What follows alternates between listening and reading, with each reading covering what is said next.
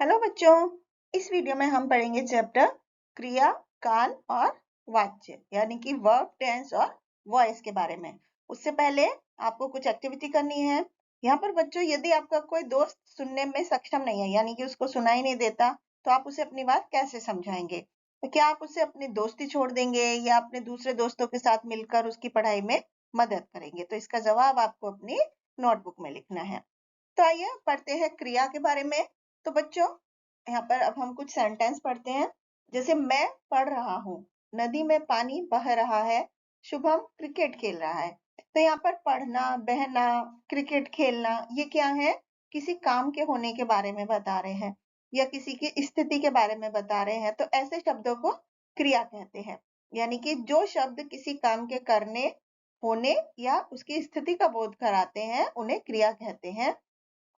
धातु, क्रिया का जो मूल रूप होता है उसे धातु कहते हैं और क्रियाओं की उत्पत्ति धातु से ही मानी गई है। जैसे कि जा, खा, लिख, ये क्या है? इसके मूल रूप हैं जिन्हें धातु कहा जाता है। अब धातु के भेद, धातु के 4 भेद होते हैं: सामान्य धातु, व्युत्पन्न धातु, नाम धातु और मिश्र धातु।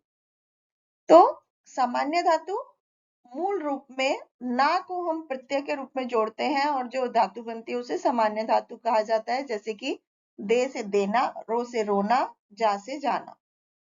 व्युत्पन्न धातु होती है जो सामान्य धातु में प्रत्यय लगाकर बनाई गई धातु को व्युत्पन्न धातु कहते हैं। जैसे देना का दिलाना, दिलवाना, कटना का काटना या कटाना, सोना का सुलाना या सुलवाना और चलना का चलाना या चलवाना। नाम धातु, संज्ञा, सर्वनाम या विशेषण शब्दों में प्रत्यय लगाकर जो धातु रूप बनाए जाते हैं उन्हें नाम धातु कहते हैं। संज्ञा शब्दों में जैसे हाथ से हथियाना, बात से बतियाना। सर्वनाम शब्दों में अपना से अपनाना। विशेषण शब्दों में चमक से चमकाना। फिर मिश्र धातु होती है संज्ञा, विशेषण और क्रिया विशेषण शब्दों के बाद लगना, लेना, करना, होना, इस तरह से शब्द लगाकर जो धातु बनाई जाती है उसे मिश्र धातु कहते हैं। जैसे लज्जा से लजाना, सुंदर से सुंदर होना, नीचे से नीचे जाना। अब हम क्रिया के भेद पढ़ेंगे। बच्चों, कर्म के आधार पर क्रिया के 2 भेद होते हैं: अकर्मक क्रिया और सकर्मक क्रिया। अकर्मक क्रिया मतलब इंट्रांजिटिव वर्ब, अकर्मक मतलब बिना कर्म के, कर्म रहित। तो जिन क्रियाओं में कर्म की जरूरत नहीं होती उन्हें अकर्मक क्रिया कहते हैं। जैसे बच्चा रो रहा है, कृष्ण हंस रहा है, तो यहाँ पर कर्म नहीं है।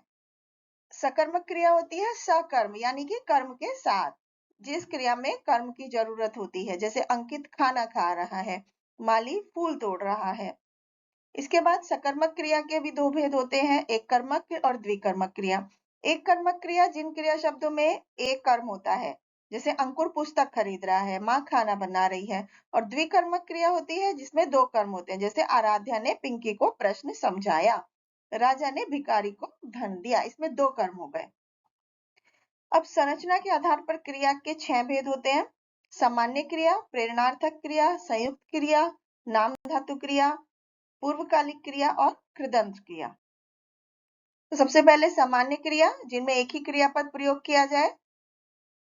प्रेरणार्थक क्रिया, जिस क्रिया के द्वारा ये पता चले कि कर्ता खुद काम ना करके किसी दूसरे को काम करने की प्रेरणा दे रहा है। जैसे कि पिता ने बच्ची को टॉफियां दिलवाई, अध्यापक ने बच्चों को पाठ पढ़वाया। अब प्रेरणार्थक क्रिया भी 2 तरह की होती है: प्रथम प्रेरणार्थक क्रिया और द्वितीयक प्रेरणार्थक क्रिया। प्रथम प्रेरणार्थक क्रिया होती है जिन क्रियाओं में कर्ता खुद शामिल होकर काम करने की प्रेरणा देते हैं। जैसे जोकर दर्शकों को हंसाता है, माँ तुषार को पढ़ाती है। और द्वितीय प्रेरणार्थक होती है जिसमें कर्ता खुद सम्मिलित नहीं होता बल्कि दूसरों को काम करने की प्रेरणा देता है। जैसे दुकानदार बच्चे से पानी मंगवाता है, अध्यापिका बच्चे से निबंध सुनवाती है। इसके बाद संयुक्त क्रिया, जो क्रिया 2 या 2 से ज्यादा धातुओं के मिलने से बनती है। जैसे वह तुरंत चल दिया, कल मामा जी चले जाएंगे। नाम धातु क्रिया होती है जब संज्ञा, सर्वनाम और विशेषण शब्दों में प्रत्यय जोड़कर धातु को नाम धातु कहते हैं। जैसे बात से बतियाना, शर्म से शर्माना, झूठ से झुठलाना, फिल्म से फिल्माना। और सर्वनाम शब्दों से जैसे अपना से अपनाना, विशेषण शब्दों से जैसे मोटा से मुटियाना, दोहरा से दोहराना। अनुकरणात्मक शब्दों से भिन्न भिन्न से भिन्न भिनाना, टिम टिम से टिमटिमाना। इसके बाद पूर्वकालिक क्रिया है। मूल क्रिया से पहले होने वाली क्रिया को पूर्वकालिक क्रिया कहते हैं, जैसे कि उसने नहाकर भोजन किया। कृदंत क्रिया वह क्रिया जो क्रिया शब्दों के आखिरी में प्रत्यय लगाकर बनाई जाती है। जैसे ये 3 तरह की होती है। वर्तमान कालिक कृदंत क्रिया, भूतकालिक कृदंत क्रिया। जैसे नाचता, नाचता, लिख आ, लिखा। अब हम पढ़ेंगे काल के बारे में। काल का वह क्रिया का वो रूप जिससे उसके होने के समय का पता चले, उसे काल कहते हैं। जैसे कि अमित खाना खा रहा है, करण खाना खा चुका, निखिल खाना खाएगा। तो इन शब्दों में, इन तीनों वाक्यों में खाना खाने की क्रिया चल रही है। अब दूसरे पहले में खाना खा रहा है, दूसरे में खा चुका और तीसरे में खाएगा। तो इससे हमें क्रिया के समय का भी पता चल रहा है। तो काल के भेद। काल बच्चों 3 तरह के होते हैं। वर्तमान काल, भूतकाल और भविष्य काल। वर्तमान काल क्रिया के जिस रूप से काम के अभी हो रहे समय में चलने का पता चले, जैसे तोता मिर्च खा रहा है, अरुण पढ़ रहा है। अब वर्तमान काल के भी 3 भेद होते हैं। सामान्य वर्तमान क्रिया के जिस रूप से वर्तमान समय में किसी क्रिया के करने या होने का पता चले, जैसे मुकुल बाजार जाता है, शिवांगी सेब खाती है।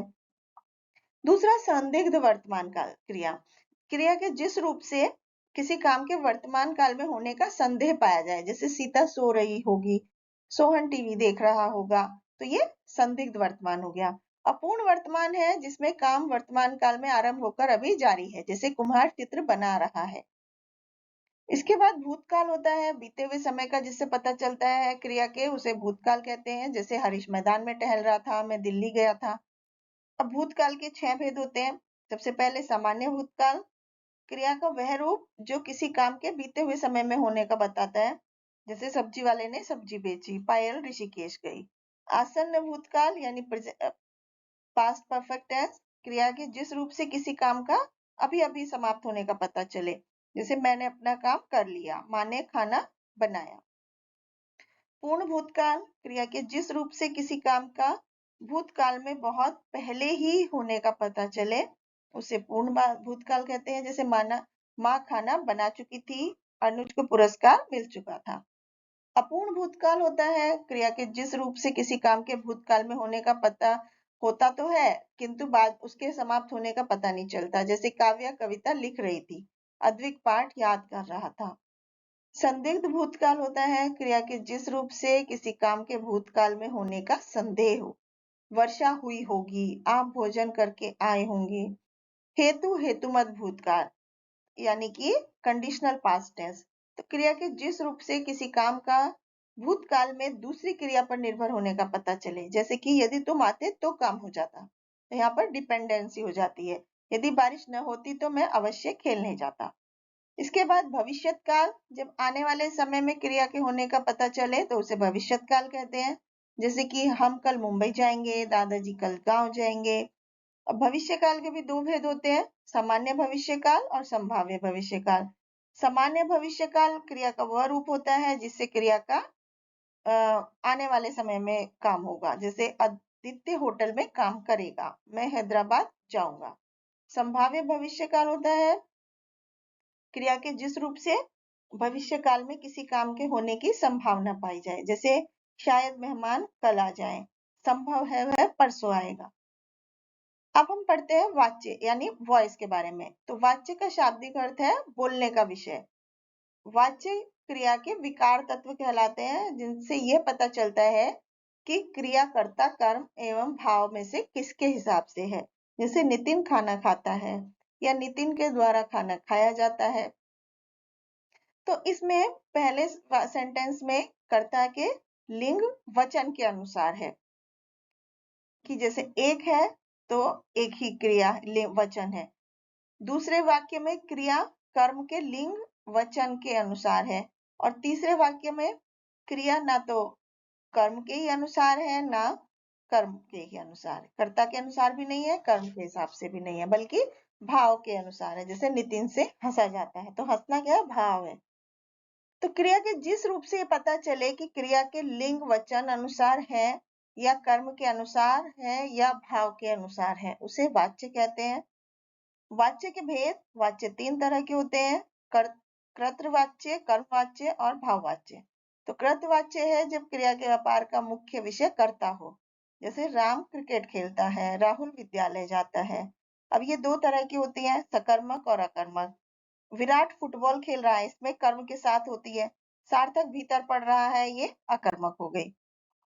दूसरे कर्मवाच्य है, इस वाक्यों में कर्ता प्रधान नहीं होता, कर्म प्रधान होता है और क्रिया का लिंग और वचन कर्म के अनुसार होता है। जैसे माँ द्वारा खाना बनाया जाता है, ये जो क्रिया है हमेशा सकर्मक होती है। माली द्वारा पौधे लगाए जाते हैं। भाववाच्य वॉइस क्या होती है? क्रिया के जिस रूप से ये पता चले कि वाक्य का उद्देश्य कर्ता या कर्म नहीं है बल्कि क्रिया के भाव की ही प्रधानता होती है। जैसे कि मुझसे सोया नहीं जाता, पक्षियों से उड़ा नहीं जाता। वाच्य परिवर्तन, तो कृत वाच्य से कर्म वाच्य और भाववाच्य बनाना। बच्चों कर्ता के साथ लगी विभक्तियों को हटाकर कर्ता के साथ से या के द्वारा जोड़ देते हैं। जैसे दादी गीता पढ़ती है और कर्म वाच्य में क्या, दादी से गीता पढ़ी जाती है।